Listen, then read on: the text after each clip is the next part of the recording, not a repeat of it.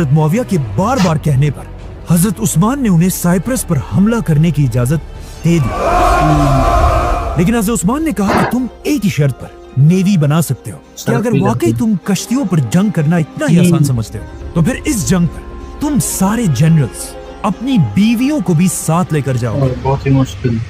मुआविया रज़ियल्लाहु अन्हु ने खलीफा उस्मान की ये शर्त कबूल की और इस्लाम की पहली नेवी बनाने का हुक्म दिया। लेकिन यहाँ मसला ये था कि मुसलमानों में किसी को भी बड़े बड़े जंगी जहाज बनाने का तरीका नहीं आता था, तो फिर मुसलमानों ने आखिर ये नेवी बनाई कैसे? असल में इससे बहुत साल पहले जब मुसलमानों ने ये सारे इलाके फतह नहीं किए थे और यहाँ रोमन एम्पायर की हुकूमत थी, रोमन एम्पायर ने अपनी नेवी के लिए फलस्तीन और इजिप्ट में जंगी जहाज बनाने के 2 बड़ी बड़ी फैक्ट्रीज बनाई थी, जहां रोमन एम्पायर की नेवी के लिए बड़े बड़े जहाज बनाए जाते थे जिनका नाम था ड्रोमोन। और ये इतनी बड़ी कश्तियां थी कि इनमें एक ही टाइम पे 300 वॉरियर्स सवार हो सकते थे। लेकिन अब जब मुसलमानों ने रोमन एम्पायर से ये सारे इलाके फतह किए, कश्तियां बनाने की ये 2 फैक्ट्रीज भी मुसलमानों के हाथ आई, जो पहले तो मुसलमानों के किसी काम के नहीं थे, लेकिन अब खलीफा उस्मान के ऑर्डर्स पर इन फैक्ट्रीज को दोबारा खोला गया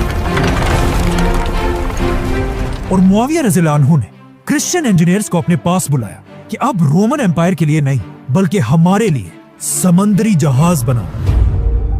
और इस तरह इस्लाम की पहली नेवी तैयार होने लगी।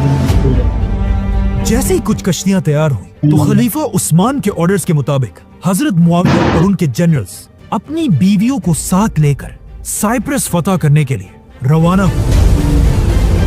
अब यहाँ एक बहुत ही इंटरेस्टिंग बात यह थी, हजरत मुआविया के जनरल्स में से एक की बीवी का नाम था उम्मे हराम रज़ियल्लाहु अन्हा।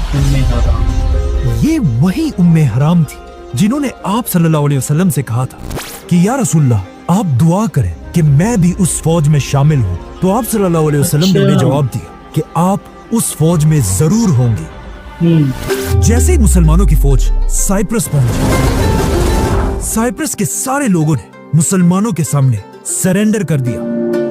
ये इस्लाम की नेवी की सबसे पहली फतह थी। लेकिन जैसे ही मुसलमान यहाँ पहुंचे, उम्मे हराम अपने घोड़े से गिरकर शहीद हो गई और यही साइप्रस में आज तक उनकी कब्र है, जिन्हें तुर्की में हाला सुल्तान के नाम से याद किया जाता है।